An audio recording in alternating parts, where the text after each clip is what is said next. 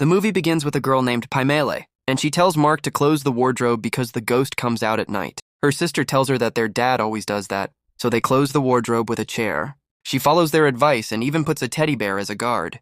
After putting everyone to bed, she plays music and starts dancing. However, she hears a sound outside and quickly tidies up the place, but she doesn't find anyone in the house. She thought they were the owners of the house. When she looks around, she finds the garage door open, so she steps outside for a moment but is shocked to see a dead dog near the house. She leaves it and goes back inside. But the surprise comes when she sees the teddy bear she placed as a guard in front of the wardrobe sitting on a chair, and it's telling her that she is beautiful. She takes it and goes to Mark, thinking it was him, but finds him asleep and the wardrobe open with the chair fallen over. She puts everything back in place and heads to her sister's room, where she actually finds her awake. She thinks her sister did all this, and as soon as she exits, she sees picture frames lined up on the floor, so she goes back to Mark's room. But the shock comes when she finds the teddy bear left her a note saying, "Be mine," and the chair is once again fallen and the wardrobe open. Her heart races as she starts to pick up the frames, but then she finds the door to another room open.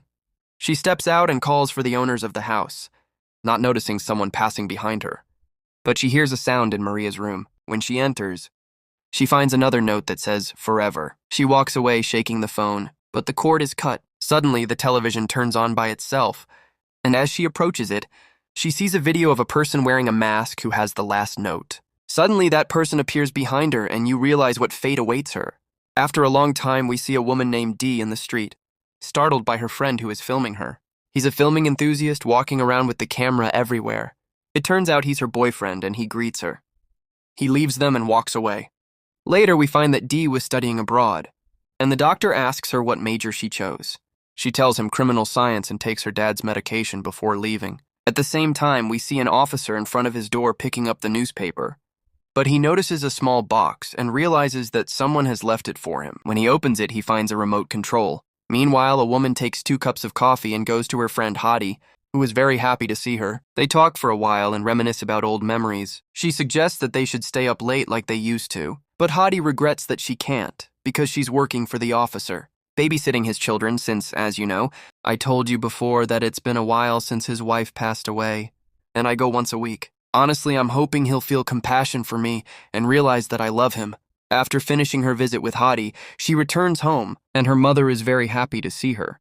She goes to give her father his medicine. On the other side, the officer takes his assistant to the house where the first crime of the film happened and asks why they came to this house, saying every time he sees it, his body shivers. He hands the remote control to his assistant and tells him to press it. The assistant is surprised when the garage opens, and the officer explains that the remote was delivered to him in the morning, suggesting someone wants to reach out to him. When he returns to the department, he receives another package and is told it came from the mail. He enters his office with Butch, opens the package, and finds a videotape. When they play it, they see a young man sitting in the forest, unaware that he is being filmed. When he hears a noise, he gets up and finds a dead dog, and then he spots the camera that was filming him. Suddenly, a masked person comes up behind him and attacks him. Butch expresses his dislike for horror films, but the officer rewinds the tape and slows down the footage, explaining that it's not a movie and that the young man's name is Connor, who was found dead about 2 years ago. He reveals that ever since then, he hasn't been comfortable with the circumstances of Connor's death, but the police closed the case. Diana calls Hadi and tells her that she left, and she doesn't know how to get up from the chair because she's so tired. She tells her that she's feeling very unwell, and pleads with her to go to her night job. Hadi says she promised her family to stay up with them.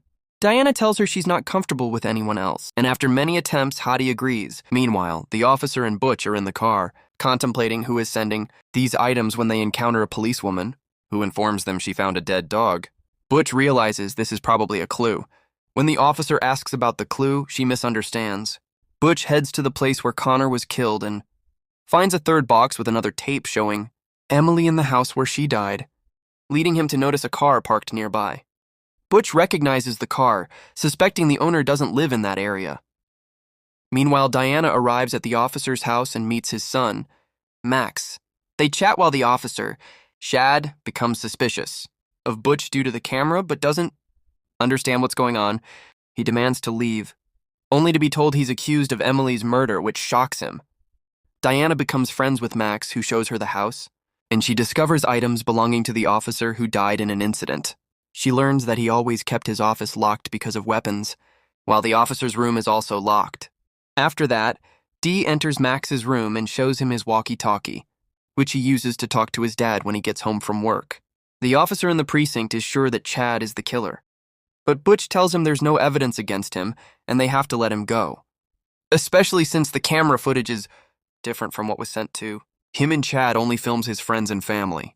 Although not convinced, this was happening while Dee was playing hide and seek with Max. She searches for him around the house while talking to him on the walkie-talkie, but she sees a shadow outside. She opens the door and sees someone watching her, making her scared, so she quickly goes back inside. The phone rings. It's the officer checking on her and Max. She assures him everything is fine and that she's playing with Max, who is hiding behind the TV. After hanging up, the officer continues interrogating Chad, questioning why his car was at the crime scene. He suggests that Willis was with him and that Willis is the one wearing the mask. Chad claims they did nothing, saying they'll regret how they treated him. The officer tells Butch to go arrest Willis, but Butch refuses, stating there's no evidence or warrant, warning that he'll get both of them in trouble. The officer insists he'll handle it himself and heads to Willis's house. On his way, he sees something hanging from a tree, and he feels he's getting close to the killer. Meanwhile, Dee is in the kitchen getting something to drink when she senses movement outside. She hears a dog barking, so she rushes out to investigate and finds a dead dog in front of the house. Suddenly, the front door slams shut and she runs back inside, locking the door. She calls the police to report the dead dog and asks them to come remove it quickly before Max sees it. After hanging up, she hears a noise upstairs. She goes to check on Max, but suddenly hears a scream. Thankfully, it turns out to be the TV. She turns it off and sits on the couch to relax. The officer manages to enter Willis's house and quietly searches until he enters a red room. To his surprise, he finds the tape on the bed, which is the same tape that was sent to him. When Willis enters, the officer attacks him and arrests him. Now we go back to Day, who is on the phone with Hottie, telling her that this house is scary and strange things are happening in it. Day is sitting there scared, counting the minutes to leave, but while she's talking, there's a knock on the door. She tells Hottie she's going to hang up and call her back, but Hottie pleads with her to stay on the line, saying she's on edge and can't handle it. Day promises to call back, but as soon as she hangs up, she hears a noise coming from the closet. When she goes to check, she is shocked to find someone wearing Max's mother's dress and, of course, it can't be Max, which frightens her and she runs back upstairs.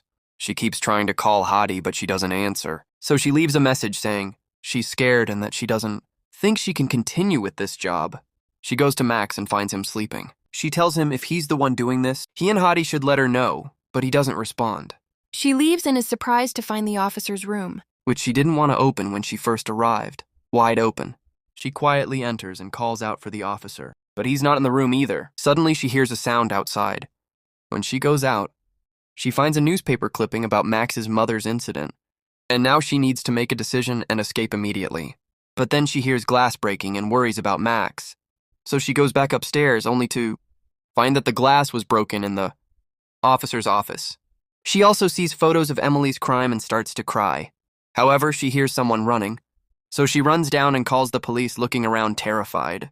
On the other side, the officer has returned with Willis and tells Butch that he found evidence in the house. When he plays the video, he is shocked to see his wife in the car, discovering it was not an accident, and that the same masked person is the one who ended her life.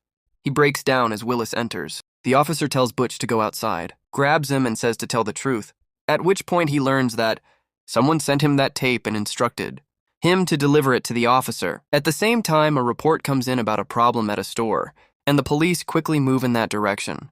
Meanwhile, at the officer's house, someone is recording and hears Day talking to the police, saying she's scared and that someone is in the house. But the surprise is that the sound is coming from a small recorder. As soon as the masked person grabs it, Day strikes him. Watri is the one who planned all of this from the beginning. She appears wearing the mask and tells him that she knows who he is and knows everything he has done. She mentions that when she was searching for him, she managed to find his diaries and saw that the new victim he wrote about is her.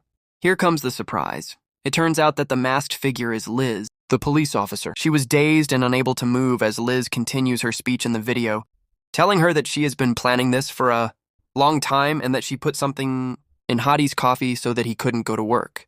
Liz knew that she would call her to go to her place, and she also drugged Max to keep him safe. She arranged with Willis to take him away and bring him to Hottie.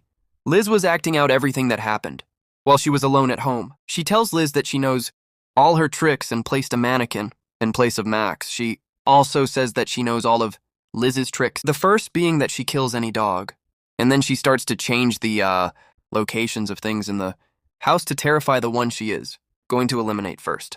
Liz then gets up and starts searching for knives in the kitchen, where she finds that Liz has placed pictures of all the people she has killed and has written to her that they are coming to see her while she is dying. Liz goes out and continues to search for her, takes a piece of glass from the ground, and talks to her over the radio, telling her to find her. Liz keeps searching but can't find her until she sees a light outside. When she goes out, she finds many of the masks that Liz wears, and suddenly Liz pops up from behind her and attacks her. The surprise is that she is Emily's sister and tells Liz that she has destroyed her life and is still going to finish her off. Liz laughs and asks her why she is laughing. The final surprise comes when a young man appears from behind and hits her, revealing that he is her son, just like her, and he pulls Liz into the house. During this time, the officer discovers that the supermarket report was false and that the camera captured Liz placing the bag in a spot to create trouble and make them go there.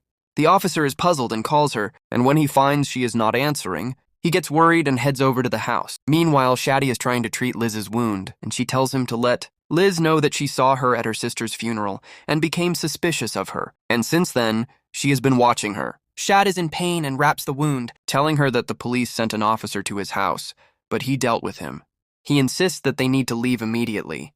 However, when he sees her scared, she reassures him, saying that it was easy for the police to figure it out since they sent the crime tapes to the officer, but he interrupts them and talks to her, which annoys Shad because she has put his friend in danger.